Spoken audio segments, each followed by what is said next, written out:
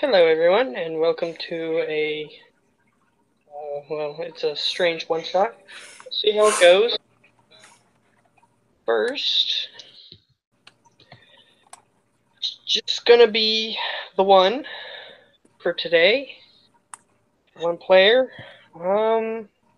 So, as I was saying, uh, what we're going to be doing is, first, gonna start off, you're at the college, and we're gonna try to go through this a little bit quicker than I hoped, but you're at the, I forget what I called it. The Hall of Pearls of Knowledge, I think. Yeah. I don't remember. Knowledge. That's the college that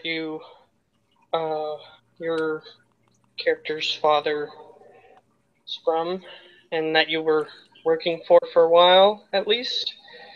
Um, so since we are going a little bit faster than I expected we would be, I'm just gonna skip right to it. They're sending you on the expedition. Find anything within the. I'm amazed we forget to try to go a little bit faster.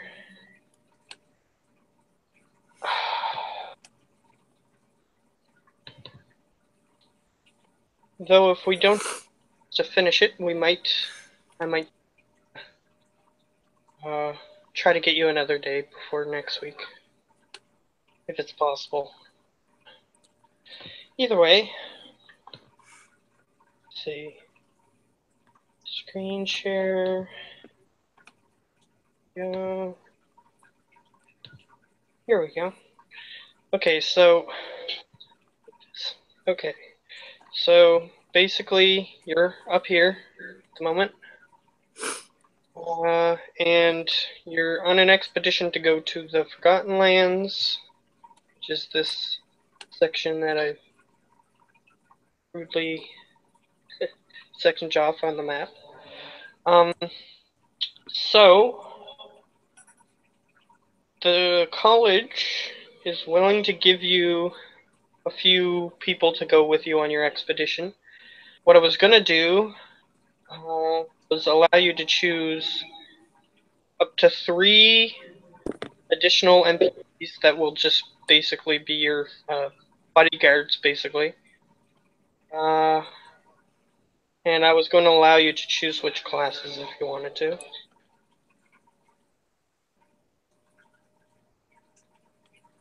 So if you want to do that, you still can. How many? Was it 3 you said? How many was it? 3 you said? Sorry? Yeah.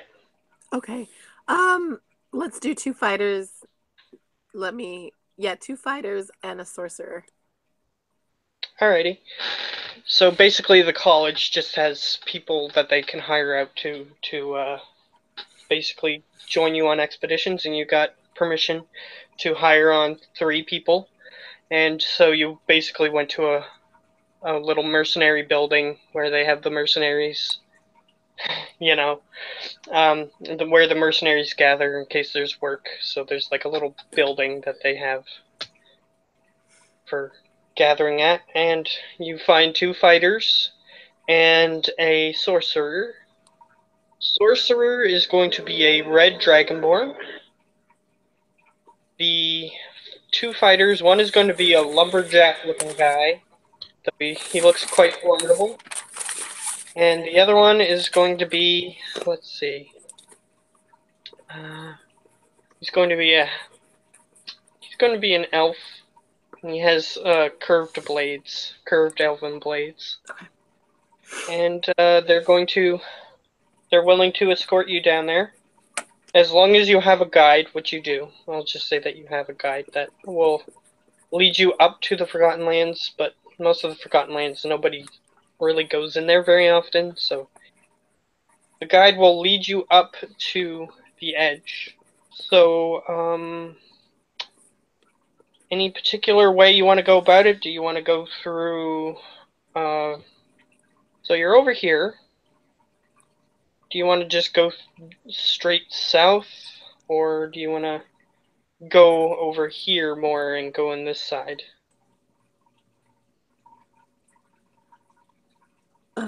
I think the second route would be the best one. Alrighty, so over on the western side over here? Yes. Alrighty. Okay, so basically, the mud flats, uh, as you go across those, unless if you want to go way up here and go across over. The mud flats are very hard to get through, so your guide is obviously prepared. There are people there that will help you try to get through it. There's weird animals that live in the mud. It's basically a solid like land bridge kind of thing, Mm-hmm. but it's just all muddy and full of ocean water and all kinds of cool stuff. And on the southern side, there's this where I have blue. It's technically still ocean, but it's all frozen on that southern side. So if you were to go straight east or west, wow, straight west, you would hit the mud flats as all kinds of, like I said, like strange creatures like fish that can actually swim through the mud and obviously live in the mud. And the most prominent one that you see while you're going through, like you have these weird like snowshoe looking things, so that way you don't sink too deep in the mud. So does the rest of your party. Um, and there's these weird fish with like eyes on the top of their body, and they sit right on top of the mud. And if you get too close to them, then they might just try to grab your leg or something or anything that passes by. Like a So mud skipper? similar, I suppose. Okay. They just have the eyes on the top, and they're sort of laying in the mud. And when you try to Okay. go by, they just sort of like oh up at you. But if your guide is pretty deft at trying to get you around those things, so they know what to look for. So you don't really encounter anything too dangerous. Okay. So you don't really want to go in the swamps too much, so you skirt along those, and you end up in the Clash. The Clash is raw elements clashing together, explosions happening constantly. Um, let's see. Yeah. So this one's Earth and Fire. So like little rocks shoot up from the ground, and there's fire uh, above that tends to burn most of the air and heats up the air, and the rocks shoot up into the air and will collide with the heat and will cause an explosion of raw elemental magic. Um, so there's some interesting. The most interesting thing here is it's sort of like a rocks that float in the air that are on fire, um, and those are a mix elemental of fire and earth, and they just sort of float around, and they're very mysterious. Even your guide just tells you to not get close to them because they're kind of hot and they can burn you if they feel threatened. So he just sort of tries to skirt you along any of those that you might encounter. The rocks have emotions, or are they actually elementals? They're sort of like semi-sentient. Okay. They can sort of react to things around them, sort of thing, but they can't really like communicate very well. They have no means of doing so. Like they don't have a mouth or face or anything like that. They're just floating spheroid rocks that are on fire constantly. All Um, right. They sound amazing, actually. yeah, and they just sort of float above the ground, about 2 or 3 feet off the ground, and they just sort of float around. They seem to have mysterious sort of patterns to them, though it's kind of hard to look at them from such a distance that your guide keeps uh, birthing you away from them. So it's kind of hard to tell if there's anything in particular that they seem to be doing. But he also warns that sometimes it's a very weird ecosystem here. Underground, fire elementals get born, but they're stuck underground and they tend to die very quickly.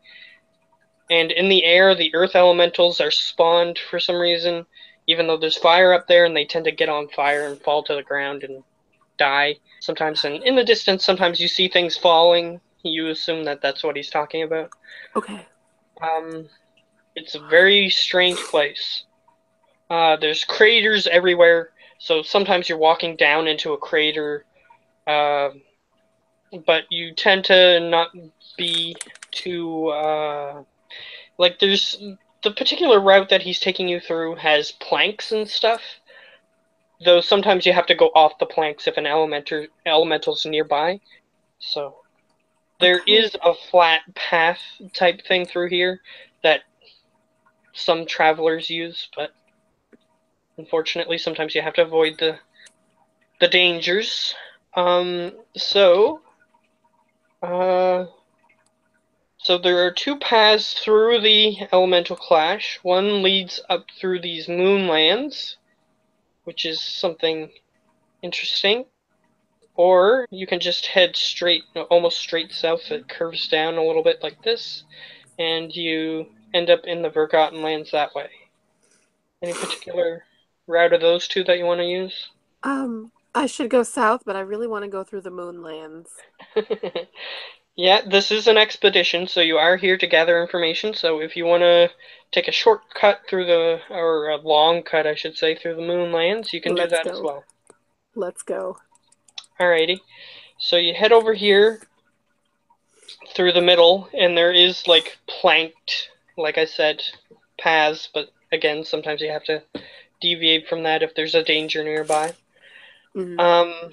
So as you get on the edge here, you notice that there's like sulfur and stuff of the fires that are constantly burning. Eventually, like you see, like there's no more craters from the constant explosions. So you reach the edge there, and this particular place is as soon as you get to the edge of it, you see like sulfur and stuff blowing into this area, but you see luminescent mushrooms in this area. They're everywhere, glowing pinks and purples and blues.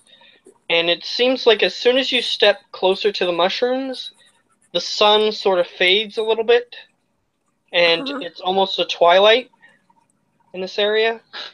Not sure why. The guide says that it seems like it's ancient elven magic, but it could be other fae or whatnot. He's not entirely studied up on it. He just knows how to get through the place. He doesn't really know anything. So there's all kinds of mushrooms everywhere. They're luminescent glowing, and it's dimmed down to sort of like a twilight during the day. And as night approaches, it goes pure night, pure black, and all you can see is the spots from the different luminescent mushrooms. The mushrooms are almost pure black, and they have like little spots, like polka dots on them, that are the luminescent color. Okay. So you can walk through there, and you do see in the distance a large castle-like building. In the distance, large points that go way high above the castle. So like superfluous. I can't say that word. Me either. I tried to say it last week. I can't say it this week either. Superfluous. No, that's not right either. Either way, like there's sort of just really tall things that don't really seem to have enough room for a person to stand in. So it seems sort of like a waste. But there's like 12 peaks, 6 on each side, and it seems like it's in good condition from the distance that you're at least. But you're sort of trying to head down here, so you're not really going close to it. Okay. But this is where the thing is. So it's north of you. Your guide says that it's an ancient city that is no longer used. So the castle is the most prominent part that you can see. It looks sort of elven in architecture. Yeah, so it's got like it's got like 6 on each side, 6 points on the top, and it looks it's sort of like made of a green stone, and with the luminescent at night, it sort of like shines off of it and it glows a little bit. Perhaps gemstone, maybe. You're not sure. But the Moonlands are definitely have some what are they called? I'll look them up. It has some creatures in it that are made of that look like mushrooms. But they have like arms and legs, and they can walk around. Really? Let's see. They sound like cool guys. And they can even talk too, but I'm not sure What the? They you can talk? understand them. Let me just pull it up here. It starts with an M. I'll get it. As one of my defaults, I actually do have tongues as a prepared spell. Alright, just a second. I'll give you a chance to talk to them. If we run out of time, we'll just continue it another time. Yeah, for sure. You and I can work out a time where we're both available. Alrighty. Let's see. Come on. Here we go. Forget the name. That's annoying. Mind Flare. Here they are. It's Myconids. Myconids. Oh, I'll turn my camera back on. So I can show you a picture. Mycondis, I think. Let's see. Can you see that?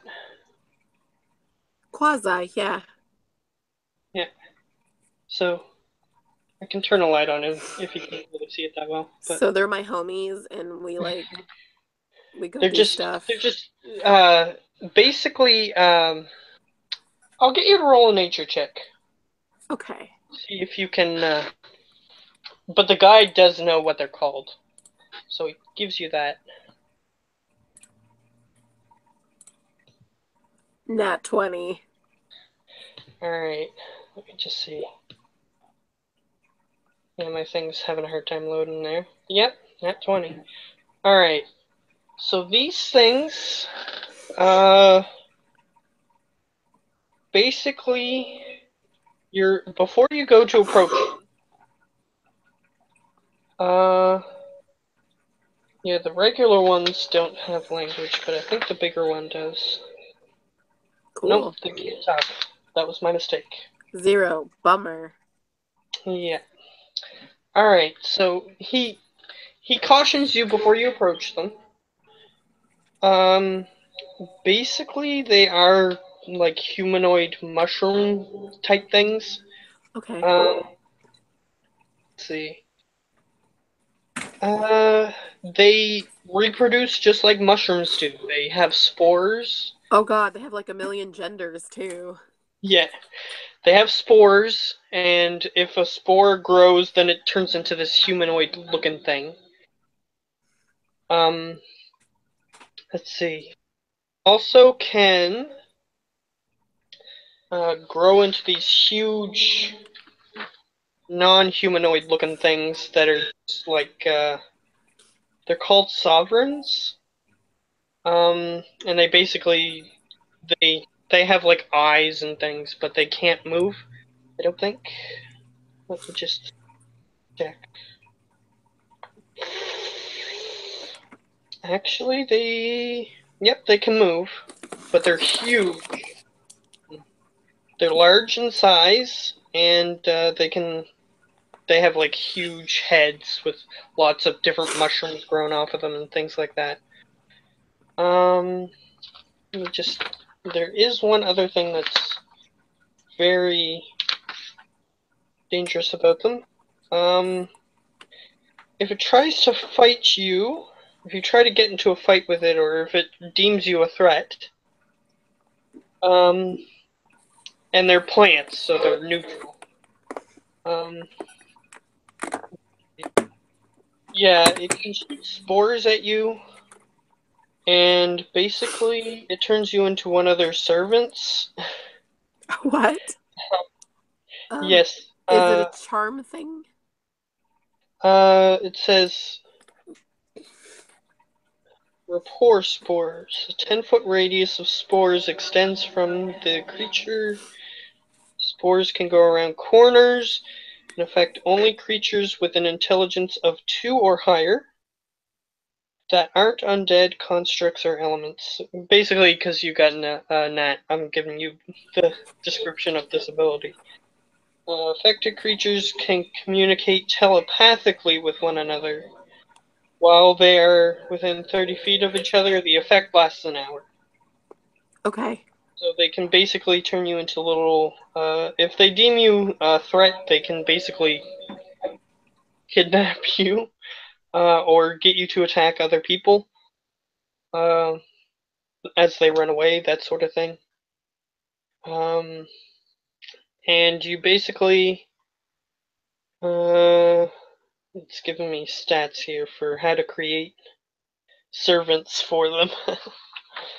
But yeah, basically you just are under control of them, and they can speak telepathically to you as long as you're under their control, but they can't speak otherwise. So, yeah, it can be a pretty bad day if you try to do anything that they deem as a threat. Okay. Be very cool with these guys. And they're neutral, of course, so you have to give them something they want, or help them out, or other things in order for them to deem you as not worthy of. And if you, of course, if you attack them, they can telepathically communicate with each other, so it might be a bad time. Okay. Because you might have a big, huge bunch of them that are in the area just come and attack you, so. Yeah, it's a no good if you do something bad to them. And I could have like basically your guide's like, if you go over there and they start attacking you, I'm out of here. I'm out of there too. Alright, just so you know. And he says, if you want to get close to them, you can. But I'd recommend against it. I don't blame you, sir. I don't blame you. Alright, so if you do, do you want to approach one? Since these are actually creatures that might be interesting to interact with. They don't talk, so I think everything he has told me logically would be a very bad idea to go up and talk to them. Alright, fair enough. As much as my character would want to, it is a smarter idea to not go to them. Yeah, fair enough. So you can see them scurry by every once in a while. And you have a few close calls, but they just sort of glance over at you. And they sort of like crawl on all fours at times when they're trying to go really fast. And they just look over at you. And then they scurry off. But some of them seem like they're very content in just staying in one place. Just sort of sitting there next to some mushrooms sort of thing. And we'll flip back to the map. Share. Alright, as you get to the outer moonlands, so you're sort of going south down through here. So there is a border where suddenly it just becomes a field of pink and purples and blues grass that is it's just sort of like an open field of grass in this area. So as you're walking through there, there's just lots of different multicolored grass. It's almost like a twilight rainbow sort of thing. It just sort of seems to be waving back and forth naturally, and you don't sense any wind or anything. Okay, Arcana, what magic do these possess? Alrighty. 5. 5. I'm not entirely sure, but normal grass doesn't act like that unless the wind is blowing. So this is Okay. definitely odd. Crap. You Alright. do have a guide who might know some information about it. Yeah, let's ask the guy. I forgot about that guy. He glances over and he's like, "You think that grass is weird, or what?" Yeah, a little bit. Yeah. Don't try to do any unnecessary stomping or bother it more than you need to get through. Uh, Seems like this land has a mind of its own. Okay. He's basically describing grass that would be in like the Feywild sort of thing. It's Oh, okay. sort My of can like character. move towards you, and if you start like being violent towards it, then it sort of can react to you in different ways. So might not be a good thing to like start lighting fires or that sort of thing in this area. My character would know about that. All right, so um, as you start walking through, any grass that you step on turns red immediately. They're angry. Yeah, it doesn't seem like it likes being stepped on.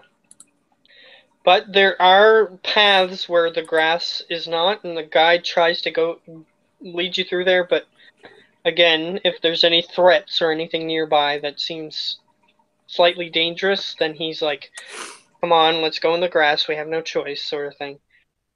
Um, and again, every time you step on a patch of like where your foot was, this perfect imprint. It like as soon as you step on it, it doesn't like stay down like regular grass would. It just starts coming back up right away, and the top of it starts facing you, and the grass blade turns right red. So it seems like it doesn't like that very much. But the rest of the grass around it, as long as you're not doing something malicious toward it, it stays the purples and blues and everything. So it stays Cool. quite calm otherwise. Uh, let's see. The creatures in this area are they range from different sprites and those sorts of things. And you do notice like you see like at certain points you'll see like a tree, and then all of a sudden you'll see it like branches start moving, and it seems like it's moving from the place it was at to a different place. So possibly a living tree of some sort. Um, and the trees here are similar in color. They have like purple bark and blue leaves, that sort of thing. But there isn't very many. It's more of a field type place. Um, and let's see. There are a few other creatures like uh, fairies and those sorts of things. You even once swear that you saw a little man in a green outfit running by. Very tiny man, smaller than uh, a gnome. You saw him run by on the path, and he had a little stick in his hand. Um, you're not sure what that is, though. Can I tell if he's like a Kender or any other race? You're not sure. He ran by pretty quickly, but I'll let Okay. you roll nature. All right. Nature.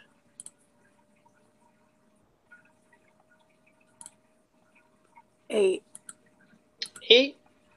Uh, it's not anything that you've seen before, but your guide, he perks up and he says, "Well, I didn't see it, but we do have leprechauns around here." Okay. Yeah. This is something to remember for later.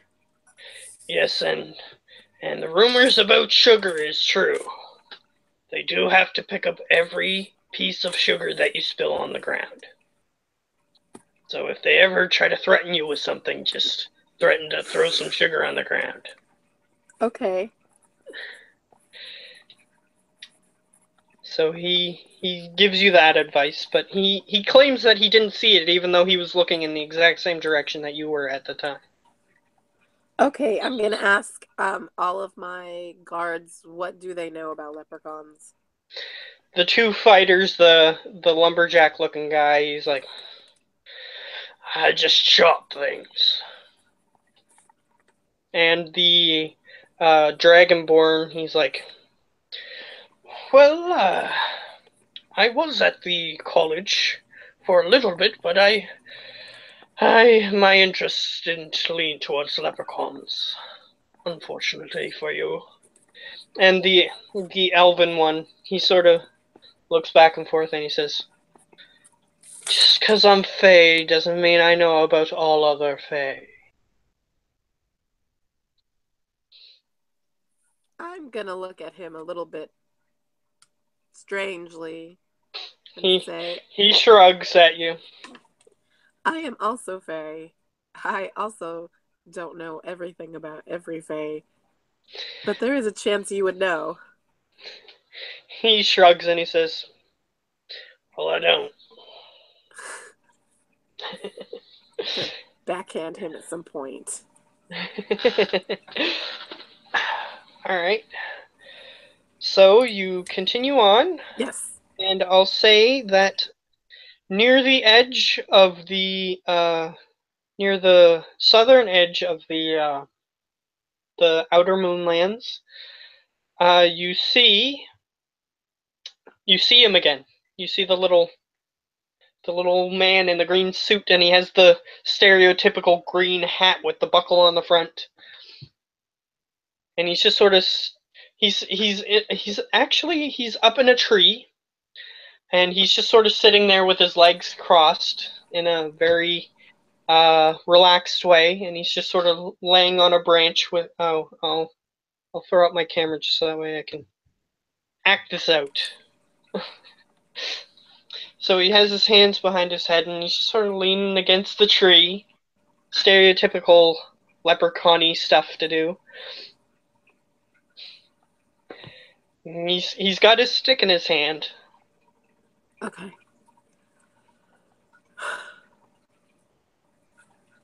I guess I'm gonna wave at him. Hey. He sort of glances over to you, and he sort of seems surprised that you actually are noticing where he is. Everybody, like, if you point him out to anybody, nobody else can see him.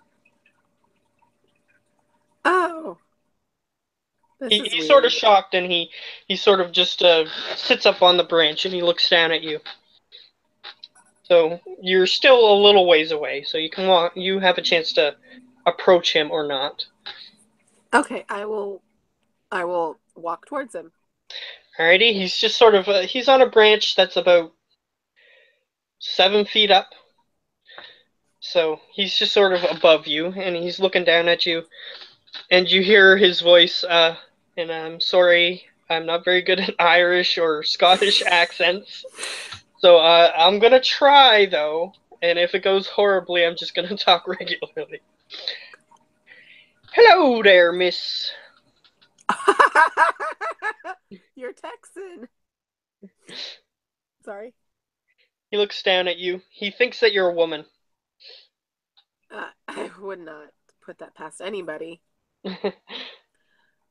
Okay. Um, how are you today, sir? Oh, I'm just fine there, lass. Nobody else is hearing. They just see you talking to a tree. Of course, everyone thinks I'm crazy. I'm the smart one. I will. How come nobody else can see you? I don't know about that, miss. I guess my magic is fading a little bit. Hmm. He sort of looks back and forth and he says, "Just don't attack me. I don't have my pot of gold nearby. I, I'll hit I, you with my shillelagh." I don't need a pot of gold. Your Okay, shillelagh. miss. Just just the rumors going around, I suppose. Can you call me sir? Oh, sorry there, sir. You're a bit androgynous, I suppose. It's an elf thing. Yes, I suppose that's true. My mistake. And he just sort of he pushes himself off the tree and he lands in front of you. And they, as your other party members are looking at you, the guide says, "Oh, the grass is moving," and you can see where he lands. Like a little bit of grass like displaces, and the people can actually see that the grass is displacing. I'm going to, very vividly point to the grass and say, I told you there was someone here. He's like, leprechauns usually don't show up around the path, but he's just sort of muttering to himself. And the other people are just sort of lackadaisically looking at you, except for the Dragonborn, who seems curious. He actually takes out a little pair of glasses, and he's just sort of straining to look Uh-huh. to see if he can see anything, but he doesn't see anything. It's okay. I'm probably more inclined to see Faye than you are. So there, sir. I assume you've been studying the Fae for a little while, at least. Long enough, yes. Alrighty, sir. I guess that might be why. Have you looked up leprechauns at all? Not My studies have not been as intricate as I would like for them to be. Alrighty, sir. Not too sure about this. He sort of is looking down and he says, "Well, if you have knowledge of the signs to look for different Fae, well, perhaps you just knew where to look at the right time and you noticed me when I was slacking off."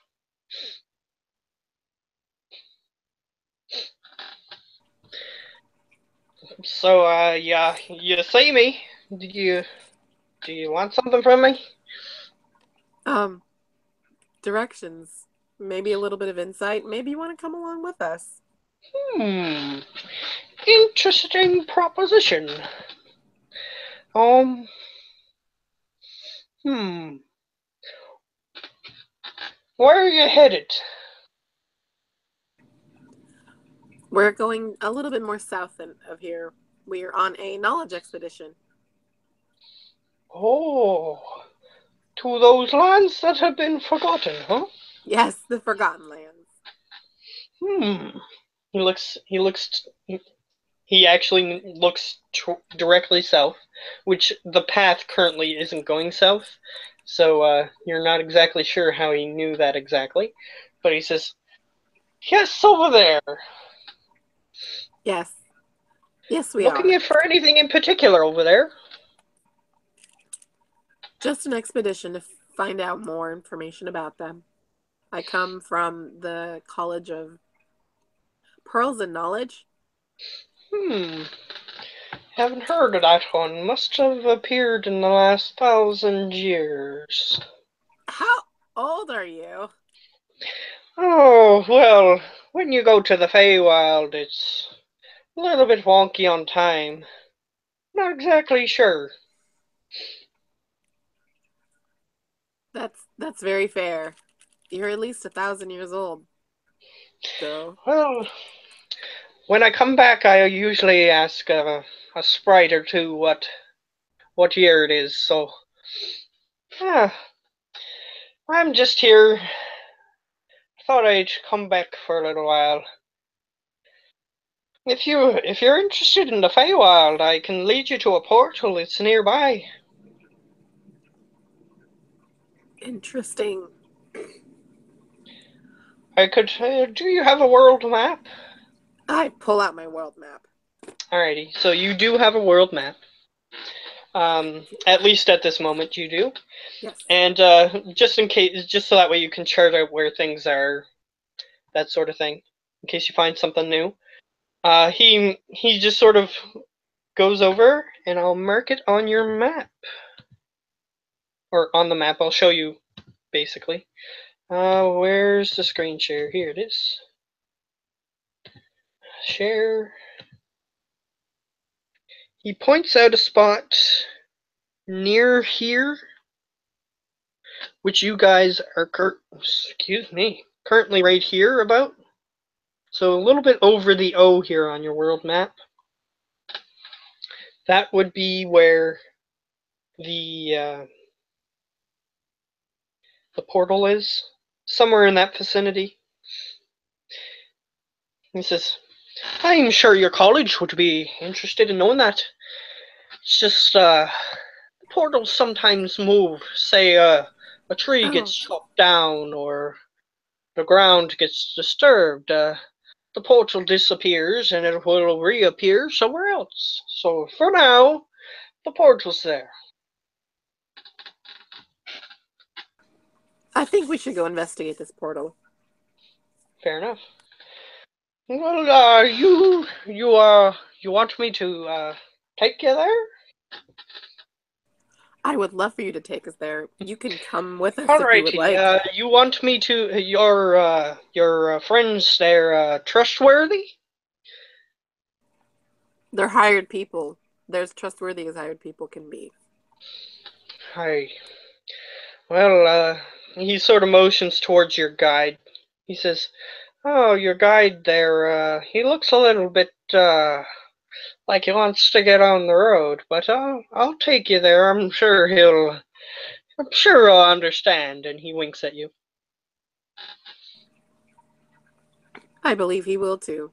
Let's All continue. right. So he does a little. I'll show myself again.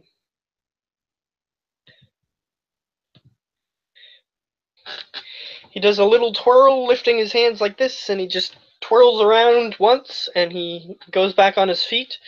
And the guide is like, "Oh, I'll be damned. There is a leprechaun there." And he's like, "Yes, your friend was very honest, like that." And the dragonborn has just got his glasses over his eyes, Uh-huh. just examining. The other two seem a little bit indifferent at the moment. Okay. So we will press forward. Does everybody have everything they need? Yep, at the moment, everybody has their packs on and everything that they took with them. So, Don't forget. little detour for everyone. Follow me. And he actually starts jumping above the grass a little bit. So he's sort of leaping so that way people can see him where he's going. And everybody just starts following him. So, it takes you about a day to get there. But it's really hard to tell time when you're in a area where the sun is all weird and the it's mostly dark most of the day. It only gets about twilight about in the peak of morning, so that's the only way that you can tell that it's like time is passing. It gets about twilight and then it goes pitch black for another like 18 hours. It goes dark completely. So at noontime it gets like twilight looking. How familiar is my guide with this area? Your guide he's disgruntled, but he's willing to go. How As long familiar as I is get he? paid overtime. He keeps muttering. How familiar is he with the area? He says, well, I can get you back. I have a good sense of direction, so I can get you back to the path. I appreciate that. You will be paid extra. Though if we start fighting some ants or something like that, then I'm gonna be gone. He says with all seriousness. Alright, so he starts leading you to a little bit above the O here. And there is a giant tree there. Looks like could be a couple hundred years old. Okay. Based on the exterior of the tree, like its roundness and thickness and height and everything. Uh, your guide is slightly knowledgeable about the plants that live here, so he tells you, yeah, it's probably a couple hundred years old. Purple bark, blue leaves, and it seems to be on top of a mound that is not as flat as the rest of the ground around here, and seems like there might be a cave on the other side of the, like you're currently on the southern side of the tree, and on the northern side it looks like there's like a cliff that drops off, and you can easily enough walk around, and on the other side you see that there's a cave that appears to just be really tiny and lead to nothing, as if like a tiny little shelter or something. Ah, that's the portal. I tell to the Yeah, the leprechaun. leprechaun says, that's the way I came in this time. Okay, let's go. You want to have a look around in there? Uh, might be a... Um, He says, well, I was stealthed on the way in. There might be, I don't know how to say this, I, I'm more familiar with Fae. Do you speak Fae? I speak Elven.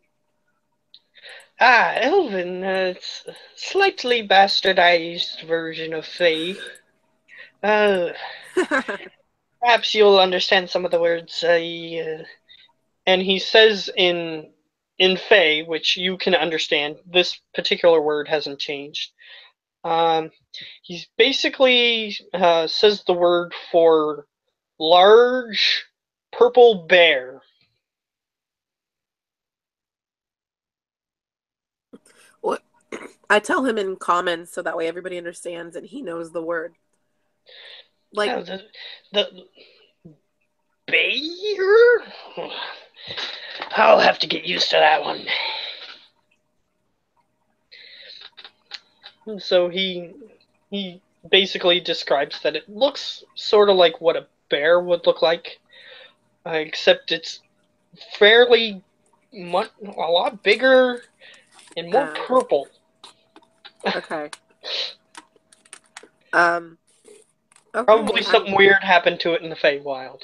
That's all he can Can I describe it as. can I search nature my brain for nature or arcana to see whichever one you want me to roll? What more You information can about? you can roll Arcana, and that might give you something different than nature. All right. So which one did you roll? 21, dude, for arcana. All right.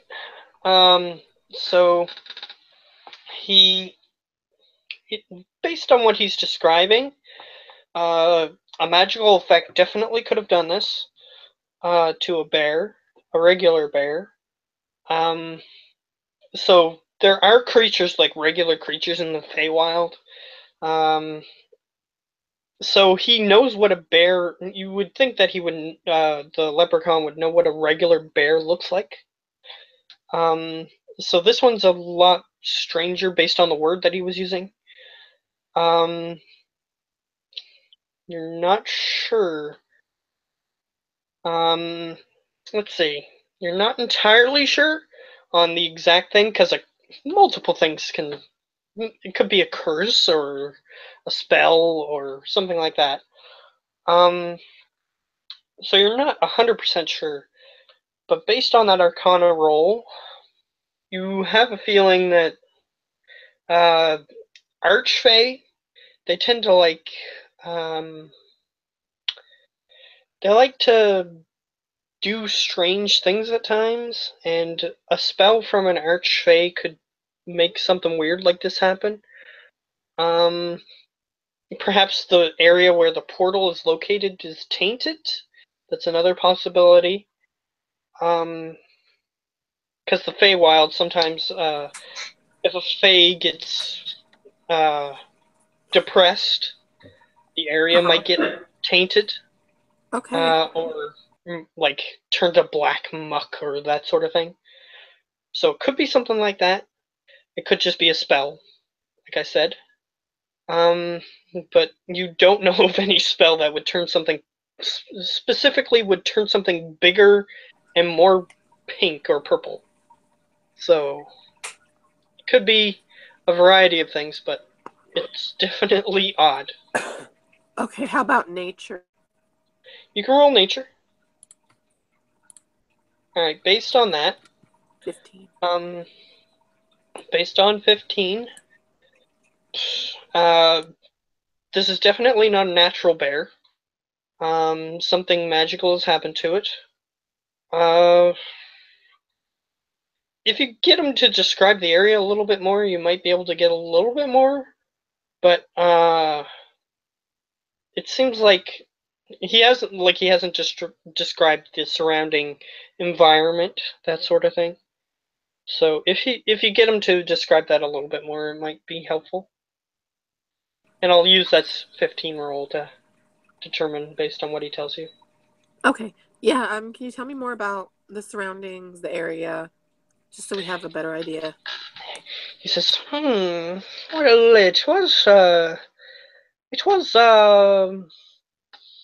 well, actually, now that you mention it, he seems to be lost in thought at the moment, and then he comes back after a couple seconds and he says, yes, I'm quite sorry.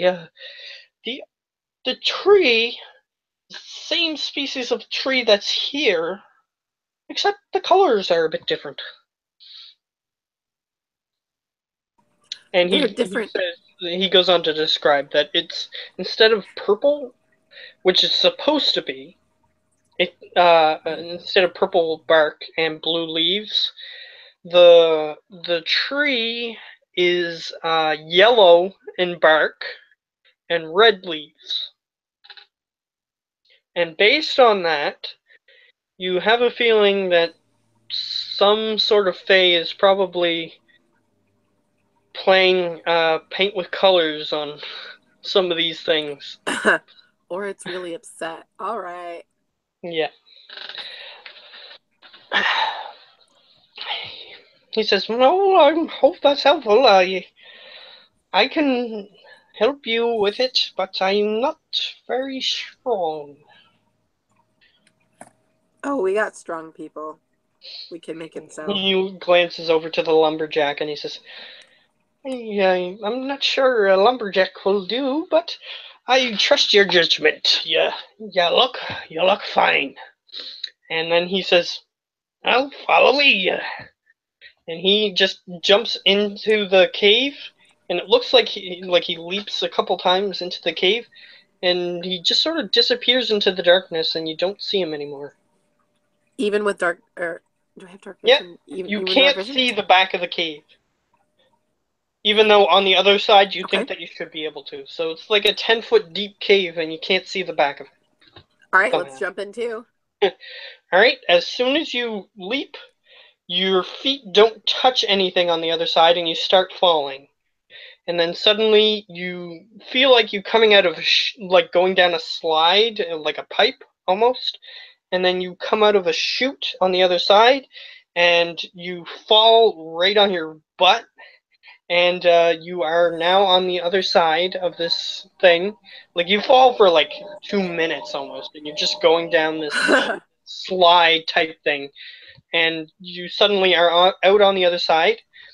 And as he said, it's the same species of tree. It looks identical to the other tree, except this one is yellow and red, and all the other trees are similar look, so they must be the same species of tree, and they're all the same color.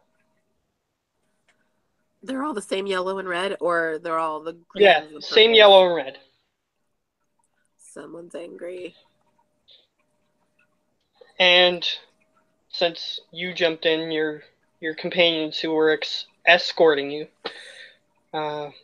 they jump through, and They each of them better. goes through. The one who, the Dragonborn, he loses his glasses on the ground, and he's like, oh, crap. And he goes over and he starts looking around. And your guide ultimately comes through. Even though he seemed like on the outside he was debating whether or not to actually go through. What But is my guide's name? the guide? Yeah. I didn't give him a name. I'll give him one now. I'll name him. I had it. It was on the tip of my tongue and I lost it. I'll have to look up something different. Julian. Sure, Julian. I had a T name and it was just there and I lost it. But that's fine. Julian's fine. All right. He sounds like a real pro. All right. So he's there with you, and he's just like, oh, just hope that we don't get stuck here for 1,000 years. And he wipes off his butt. So you've come to the Feywild before? Begrudgingly a few times. That's why I don't like interacting with the denizens of the different areas I lead people through. Basically, he's implying that he got forcefully sucked into the Feywild at some point. That is awesome. So your group is looking around.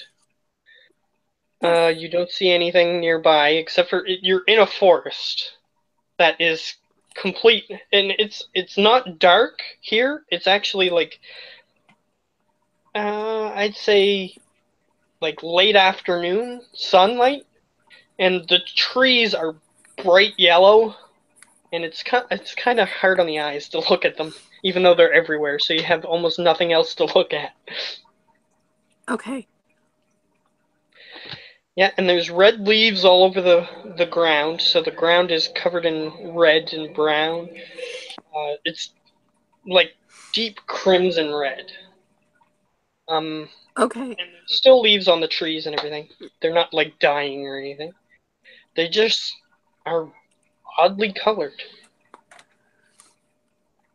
All right. I'm gonna do Arcana to see if this is All a right, natural thing or if it's connected to magic. sure thing. 17. All right, so Ooh. nature and magic here are kind of synonymous almost. Um, basically everything here is affected by magic in one way or another. But based on that knowledge, um, yeah, it definitely seems like a magical effect is taking place here.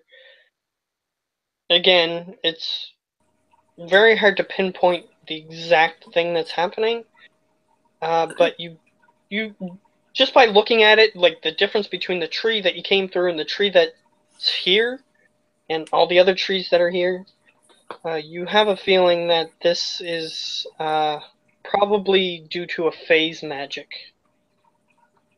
Okay.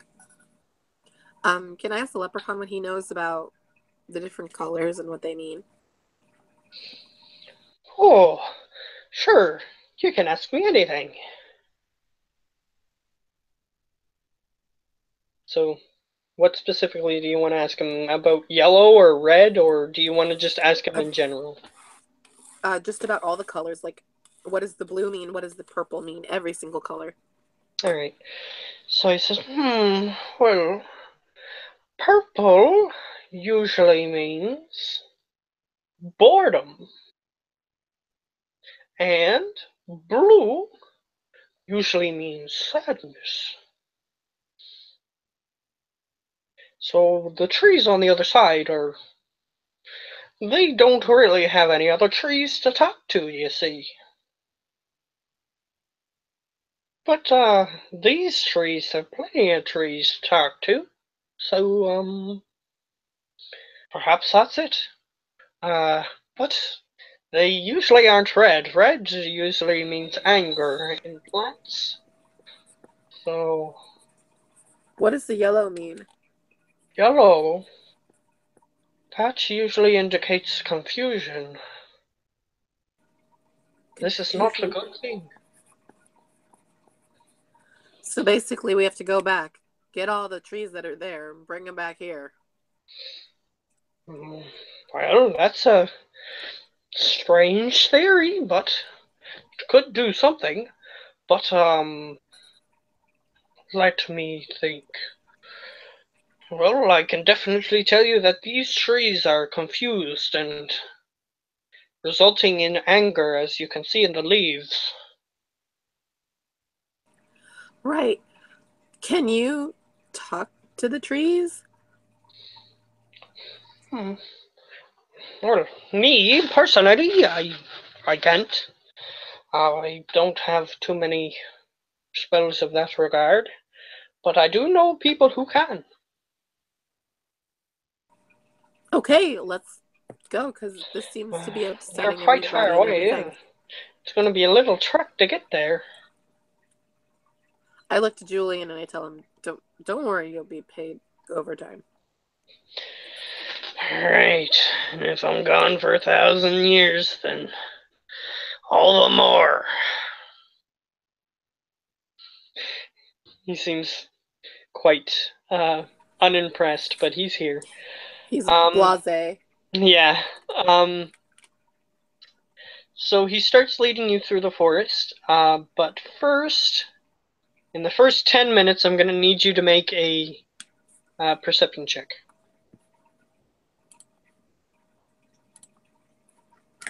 14. All right, 14. All right. You hear.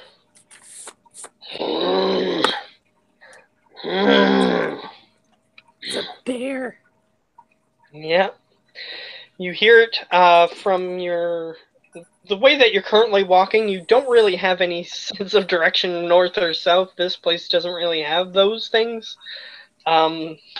So it's kind of hard to tell, but it's definitely to your left. About you can't really tell too much different distance, but it's about 100 feet away. But it's echoing through the forest. There's no other noises at the moment. Um, I turn to my buddy Leprechaun and I ask him, "Does he speak with animals or speak bear?" Oh, well, I never tried to speak with a bear. I tend to hide. I agree, me too. He sort of looks over and he says, but I can tell you this much. I'm sure that that's the noise the bear was making when I came through. What color did he say the bear was again? Purple and blue? It was purple. Just purple. Yeah. Oh crap, we gotta hide. Okay. Um, I, I'm not sure. And he starts looking around and he just sort of does his little twirl and suddenly the other people say, "Hey, leprechaun, where'd you go?" I'm So gonna obviously, shimmy. Yeah, he's gone. Yeah, he's not gonna. He's you can still see him because you. It's weird. Fae are weird, and apparently something about him. You're able to see him for some reason, and even when he uses his ability that makes him invisible. What Um, about the elven fighter? he doesn't see him. Okay. He's sort of blasé at the moment, but he just sort of if you ask him, he'll say that he's gone, sort of thing. So you can still see him though, and he's just hiding behind a nearby tree, about 10 feet away from you at the moment. All right, I'm gonna shimmy up a tree. Alrighty. So you climb up the tree, Yeah. and you can feel as you climb up the tree, you begin to notice that the tree isn't staying still. And I'm gonna need you to make a dexterity saving throw. Oh, all right. You see that you're about halfway up the tree, and you notice that the tree isn't staying still like a normal tree would be, and you notice that one of the branches starts heading towards you and thwomp it. Okay.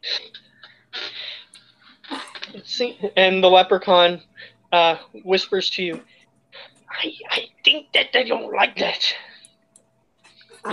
I'm agreeing. I don't think I should be climbing up a tree. Alright, and I'm gonna roll some dice for you. Not too many.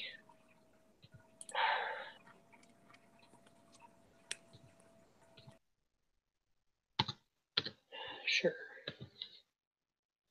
So total of 6 damage as this thing whacks you in the head. I got hit for 6 damage. Lame. Yes.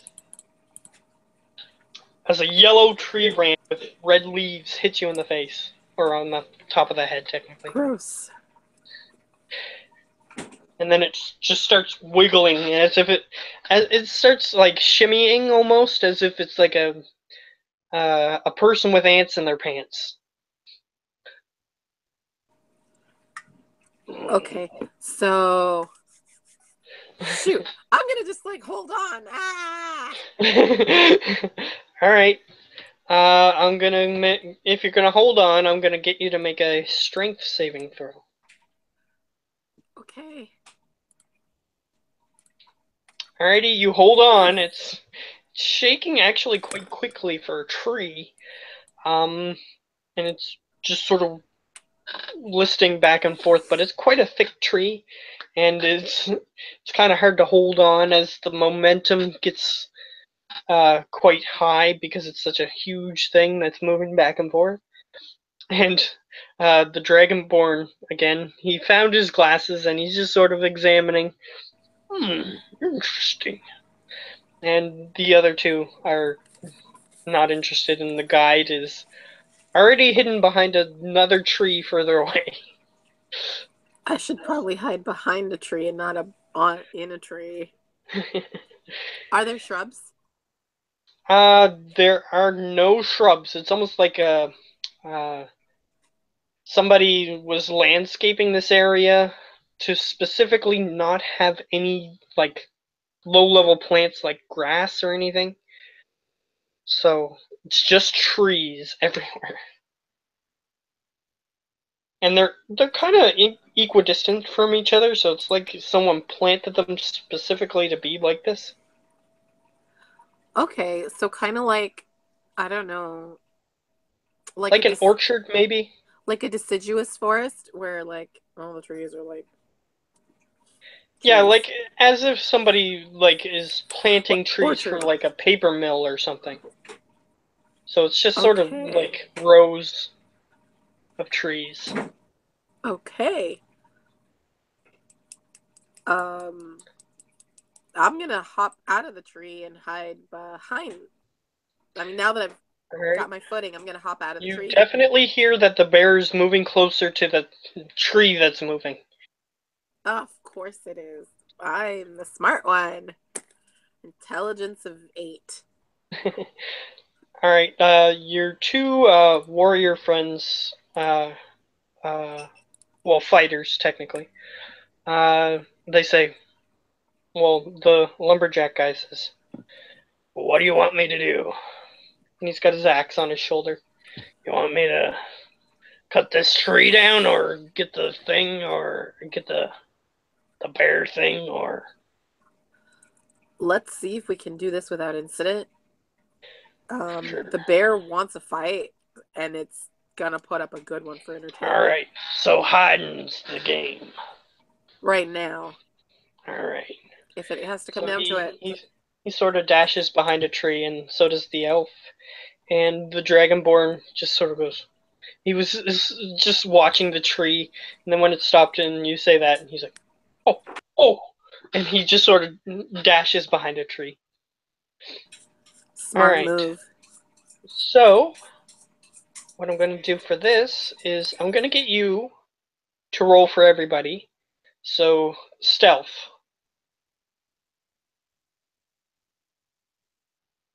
Just one stealth. Ooh.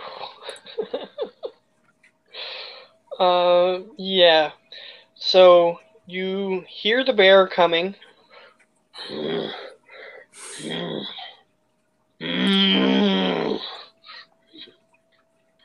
And you hear.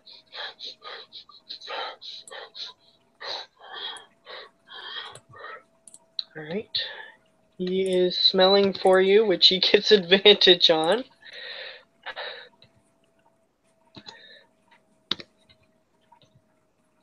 Oh, wow. Alright. So it goes, and it walks up next to the tree, and uh as this happens, it's walking up to the tree that you're specifically hiding behind, because that was the one that moved. Yes, of course. And you see, like, you sort of glance over to your companions, and it seems that the sorcerer is no longer hiding behind the tree he was hiding behind, and he's got his glasses out, and he's going, "Oh, interesting." And the bear sort of turns over towards that tree where he's, because as soon as he whispered, "Interesting," the bear obviously hears that and turns its head over there, and it starts to go towards him. And he's like, "Holy crap!" The guy who was the dragonborn. Right. Does the bear's colors change? You would have to glance around the tree in order to see it. Well, since that's something I'm gonna have to do, that's something we're gonna have to do. Alrighty, you look around the tree, and apparently the bear has bunny ears and very strange looking feet, kind of like a bunny. Okay. Apparently something weird happened to this bear. Oh. And it Okay. is as it saw him, it bounded towards him like a bunny would. Okay. But Shoot. you still have a turn, and it's about 20 feet away from him. But everybody else is still hidden, and it didn't see you. It only saw him.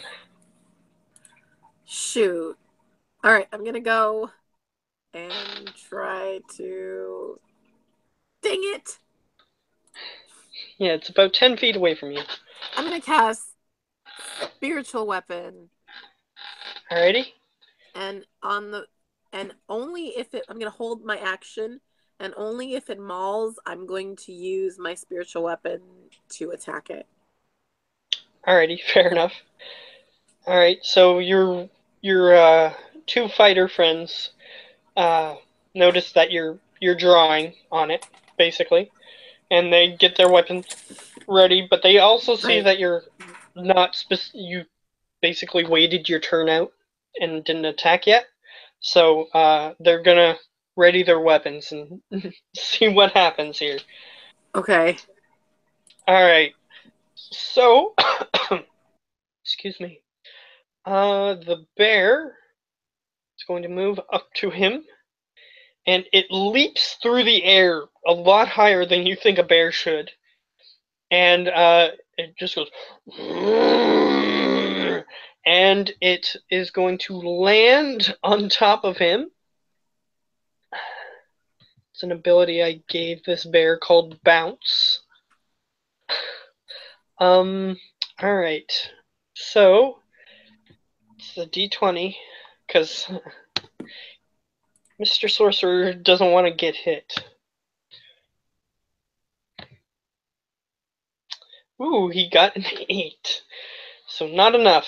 So the sorcerer, Dragonborn, he just sort of backs up a little bit on the ground as he sees this thing jumping towards him, and it just sort of bounces and lands on the spot where he was, but he backed a little bit out of the way.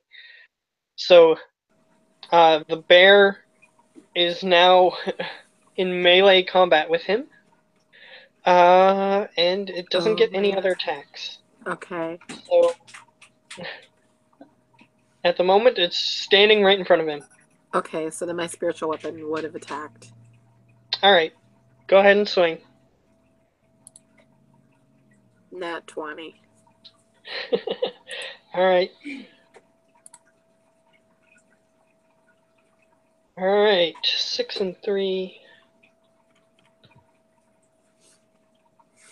Come on, calculator. 6 plus 3. Alright. The bear reacts. It goes.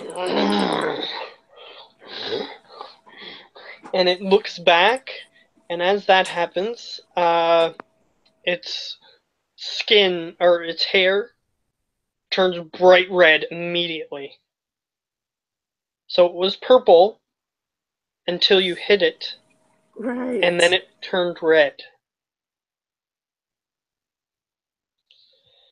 Alright. So now you have a red bunny bear. Oh, it's gonna be fun. Alright, so it sort of glances back to see what hit it, but otherwise it's still standing. Alright, so the two warriors, basically what they're going to do is they're going to rush up and stand in melee with it, but they're not going to attack it yet. They're just going to see what it does. Okay. But they're specifically paid to make sure that you get escorted to where you're trying to go. So Right. they're gonna not let it get to you, but they're not going to attack it just yet. They're just gonna surround it, so that way if it moves, then they get opportunity attacks. Alright. Crud. Okay, what happens next? Alright, so it's technically your turn. A full round happened. And the Dragonborn gets up scaredly, but he's still in melee with it, and he's doing what his compatriots are doing. Just waiting to see what it does. So it's your turn. Okay. What is the leprechaun? The leprechaun is still behind the tree that it was behind before. That guy's smart. And he's just staying there.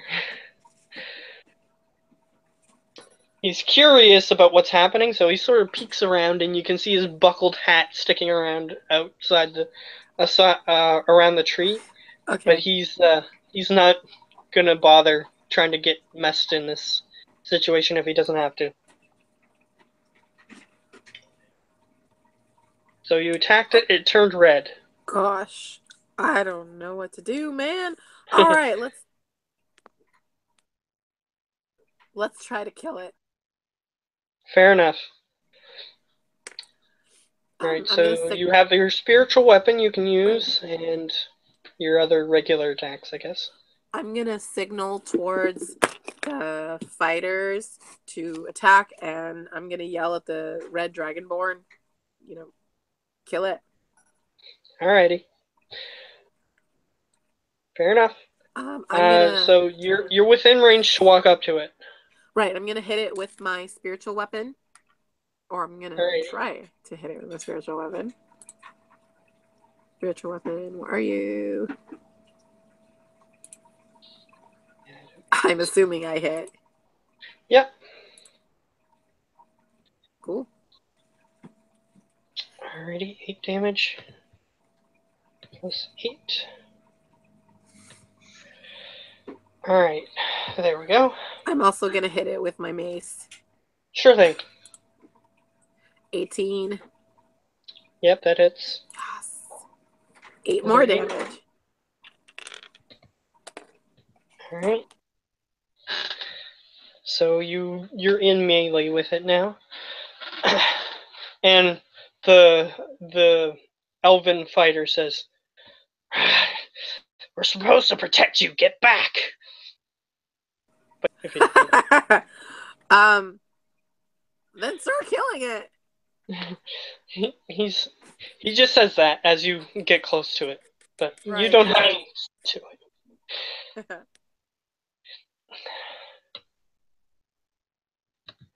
And okay, so they took their turn already. They didn't hold any actions. They just wanted to see what was happening, but when you took your turn, they were like, "Okay, we'll start attacking now." Right. Okay, so it's the bear's turn. It's red. Let's see. So it turns around. It sees that it's surrounded by 4 people, and as soon as that happens, let me see. Could roll something.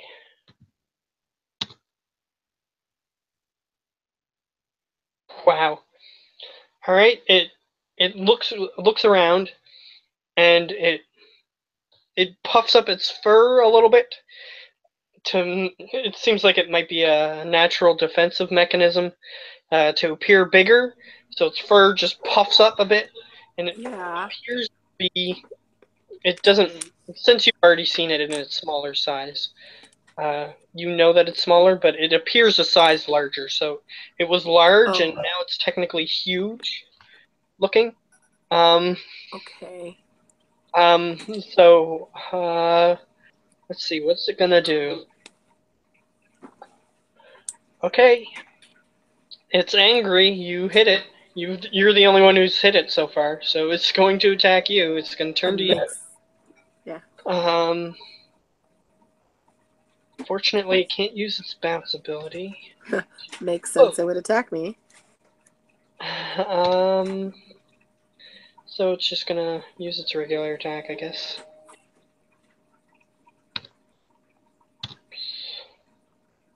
Yeah, its regular attack's a little bit more accurate.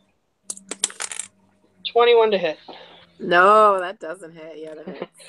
Alright, so it's taking its front paws. You notice that its front paws don't have huge claws on them, but they're still quite big and meaty, so it's just the smack that's doing the damage. Okay. Because they appear to be large rabbit paws, but since it's so big, it's just able to smack you and do damage.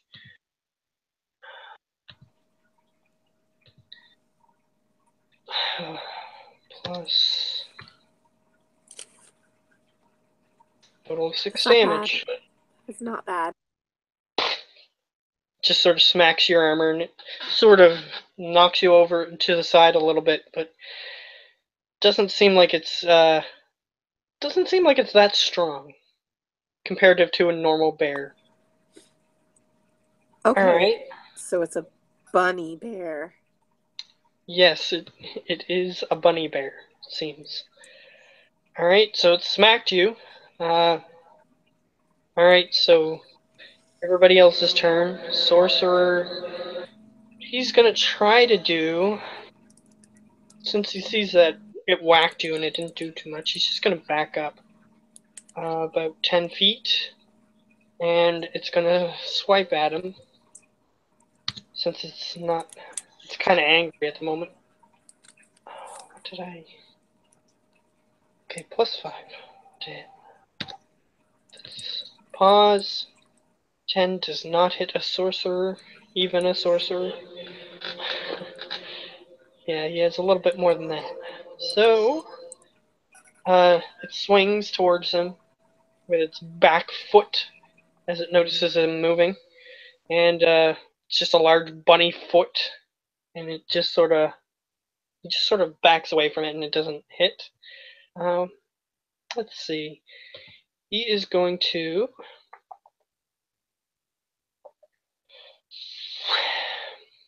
He's just gonna firebolt, I think. For now.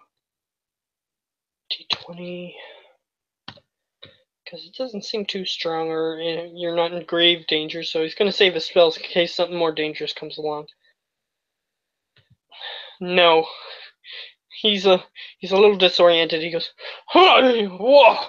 And he sort of just throws the bolt, and it just goes off into the sky. He's not very accurate at the moment. Okay, lumberjack. Lumberjack is going to. He's gonna swing. He's gonna do something that you might not expect him to do. He's going to. He's got to do a dexterity check to do this. His dexterity is decent. He just barely made it. That was the DC that I set for him to do this.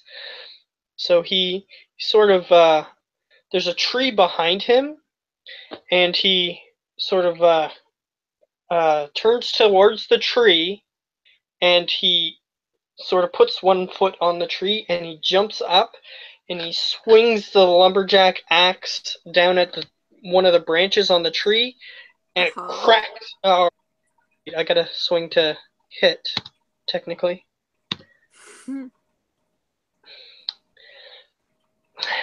13 again. He does hit the tree, because this is to hit a tree. So he swings down on one of the branches, he cracks it off, and the branch is going to fall on the bear. Let's see, how much damage?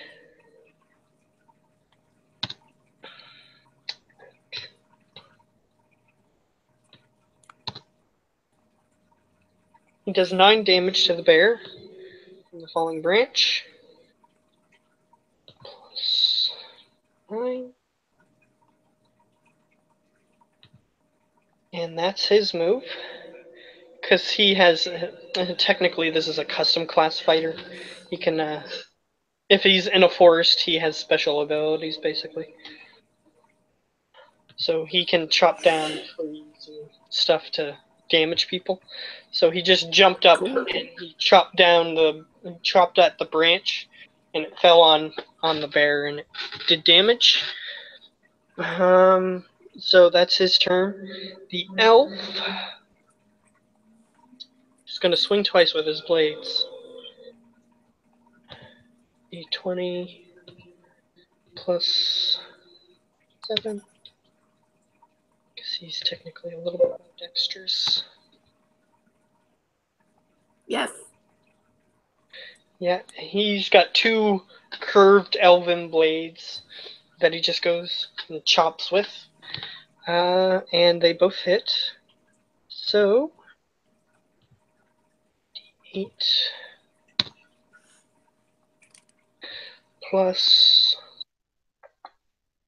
what was I going to give him? I'll give him a, yeah, that's fair enough. So, 9 and 14. Plus 9 plus 14. Alright, this bear is getting hurt. Alright, well, since he's the only thing there, and he's completely surrounded, let's see, what's the bear's plan? What's the bear's strategy? Attack? It's not in a very good situation, let's just say that. Okay, bear. So he's got to risk it.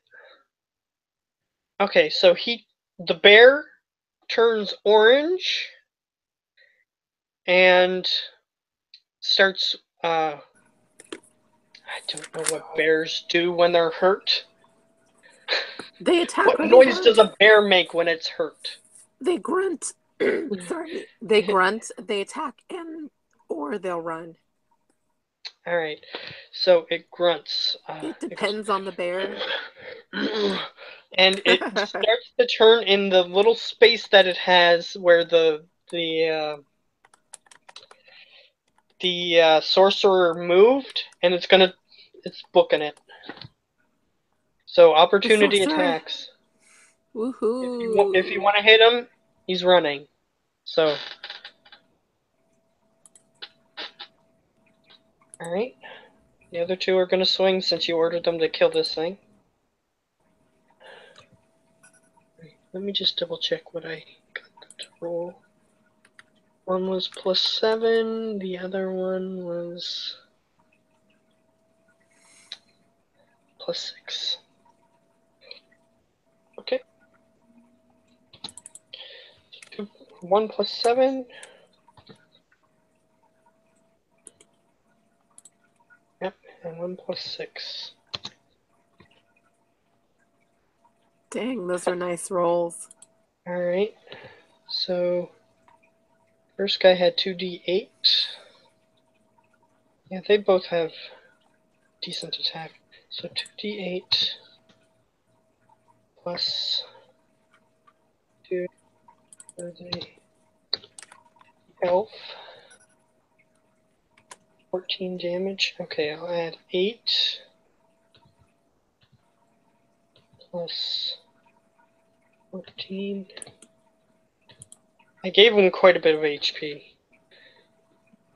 And we'll tally up the last guy. So I didn't actually do his damage, but he has an axe, which is a d10 plus 3. He got crappy damage. Yeah. Plus 4.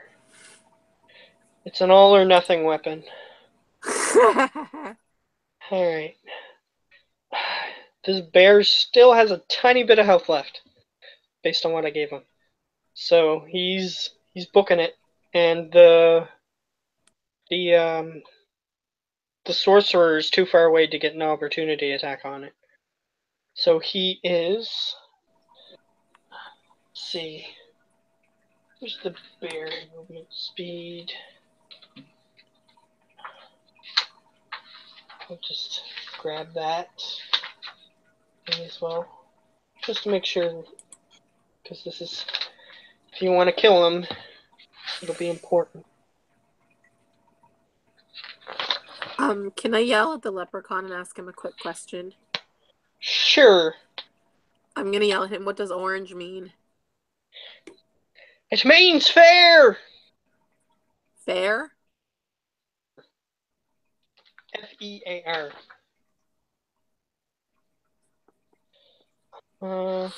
Fear!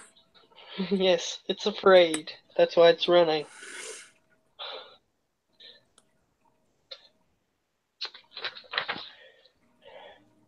I thought there might be a giant bear one, but there isn't. So I'll just double the regular bear one. Yeah, black bear, I guess. Unless there's a different one. Nope. Just black bear. And brown bear, okay. They have the same movement speed anyway. So it has a movement speed of 80 feet. Because, technically it's faster because it's part bunny. Anyway, so it has a movement speed of 80 feet, and it just bounces 80 feet, and then it's gonna take another 80 feet. It's running away.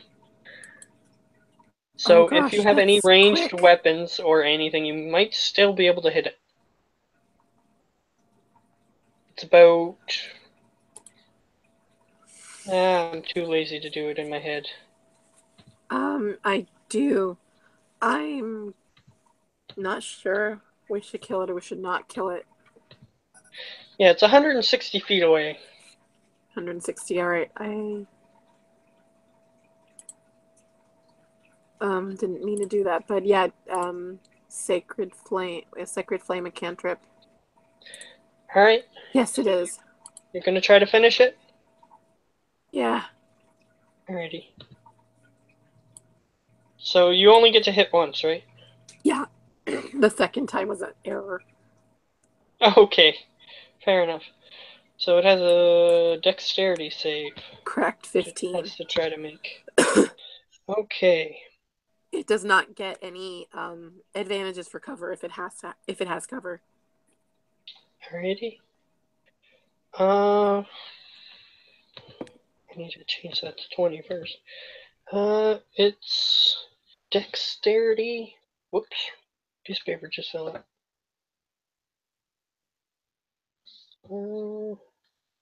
Okay. Give it a little bit more. Alright. So it does a +1. It's +1 to dex. Wow, 17. Is that an all or nothing? Yeah. Yeah, it gets away. Fair. Because you're not going to be able to catch up to it. Fair enough. It's a bunny bear, and it goes really fast. So, after it gets away, you can try to track it if you want to, if you really want to kill it. But No, there's no need to do that. alrighty. So it gets away, and the lumberjack guy says, "I could have used a multicolored pelt. It's a shame."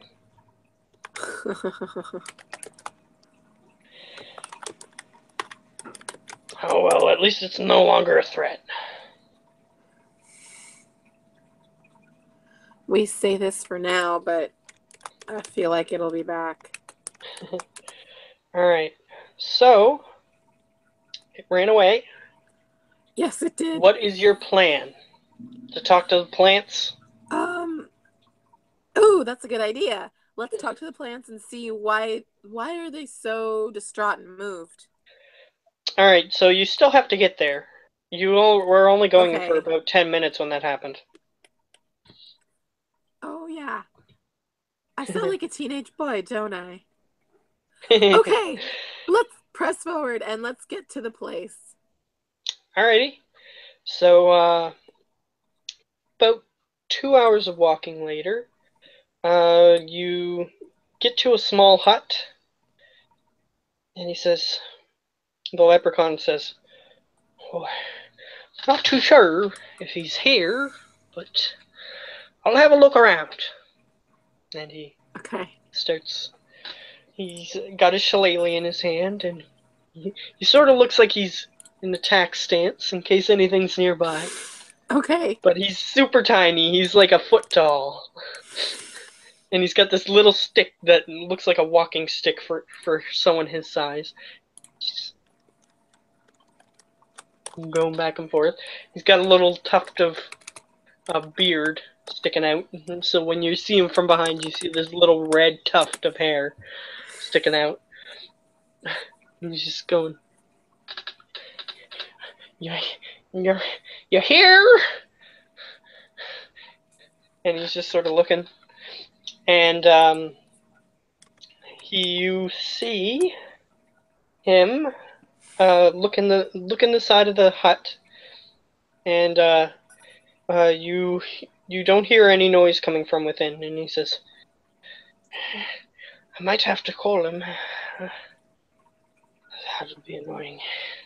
He puts his stick down and he goes, and he just sort of hits the door with the stick. "Get home!" And you just hear boom, boom, boom, boom, boom, boom, boom. And then you hear inside the hut. Okay, I guess. Hey, leprechaun, do you need some backup? He says, "No, no, not unless his pet is with him." He seems sort of panicked. Okay, I guess I'm going in as backup. Alright, so you're standing next to the door. The door is currently closed. You heard a like a wind rushing noise inside. I'm gonna ask Leprechaun, uh, so who, uh, what are we here for? Oh, we're here for the fae that can speak to the plants. Okay. Yeah, but Knock, knock, knock. he has a dog that's bigger than I am. I'm also bigger than you. That's true, but his dog is not as nice. So he's sort of just waiting at the door. I'm gonna You knock on the don't you don't door. hear any barking or anything inside, but you do hear like footsteps inside. It's Knock, about knock, a knock. 30-foot by 30-foot hut, Okay. and it's round, sort of thing. Oh, okay. So it's not too big, but you hear rustling around inside. I Like, think we should go in. and it's about let's see, it's about 5 feet high. Oh, Like that's small. the top of the hut, the roof is about 5 feet up. Okay, I'll crouch down and I'll just open the door. All right, so you just try to open the door. The door is open, and you just push it open, and inside, let's see, you see a humanoid person, probably. It's got deep red hair tied back in a knot, past shoulder length, like past his shoulder blades. Um, Okay. you just see, and he's looks like he's got foliage for clothing, Okay. but it's still pretty regal looking. Um, and he's about 4.5 feet tall, and uh, he's just sort of looking at a table, rustling through some papers, and next to the table you see a little, kind of looks like if a dog had a piranha's head, Okay. except Oh, okay. the piranha's head actually has fur on it, and it Mhm. has the big round eyes like a piranha has, and everything. Except the rest of it is dog-like, and its eyes are currently closed, and it's just sort of curled up next to the table. And it's all you see in here is just a table, a bookshelf, and a couple of chairs that seem to be not even at the table. They're just sort of facing the wall. It looks like, yeah, they're completely turned around towards the wall. You're not sure why, but this isn't your house, so it's not your decision how you decorate the house. And uh, there's a few leaves on the walls, but there's no windows, just this door. And as soon as you open the door, the person spins around, and he has clearly uh, more exaggerated elven features. So, like, the nose is slightly more pointed, the chin is slightly more pointed, and the ears are a bit more long. You have a feeling that this is some type of ancestor to elves, possibly, that stayed in the Feywild, possibly. He spins Okay. around and he says, "Well, what are you doing in my house? Get him, Bebop!" And the dog wakes up and goes and starts rushing towards you. The dog's name is Bebop. Yep. Is this guy's name Rocksteady? No. Okay. This little ankle biter yappy dog is coming after us, right? He's coming after you because you opened the door. Well, he wasn't opening the door for us. Well, it's coming after you. How big is the dog? It's only got a 10 movement speed because it's got little tiny legs. It's not very big. It's like a little toy dog, except it has like very ferocious looking head. And as it's barking at you, you can see that its teeth are like an inch long, and they're super curled, kind of like a piranha's teeth. And it's coming at you. You have a chance to react since you kind of expected this. I've got 5 minutes left before I gotta skedaddle. Alrighty. Do you want to cut it here? Because this is like fun. Alright. What we'll do is I'll let the dog do its thing. It's not gonna kill you, I don't think. Okay. So it's coming after you. What do you think? What do you want to do? I'm gonna try to not have it come at me, bro. You gonna kick it or? I'm not gonna kick it. I have a shield. I'm gonna place the shield down because I'm assuming it's like it looks like a tower shield, not actually a tower shield, but it looks like one. I'm just gonna try to stop the dog from coming at me. All right. It tries to hit your shield, and it's going to try to get past the shield to get at you. And since you did that, I'll give him disadvantage. Okay. What he's going to do. Is he gonna lick me to death? Alright. Disadvantage. Obviously 7 isn't gonna hit. It's trying to bite you since his master ordered him to attack. So okay, its large hooked teeth are trying to grab at you, but your shield's in the way, so it's kind of.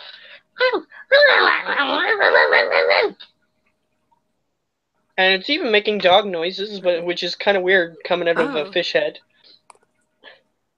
Right. Okay.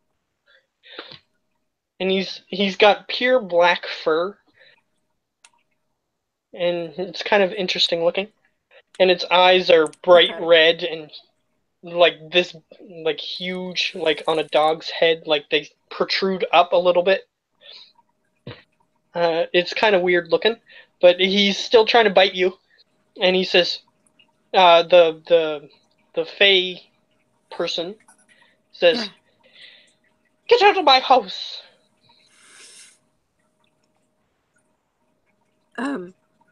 We kind of need you.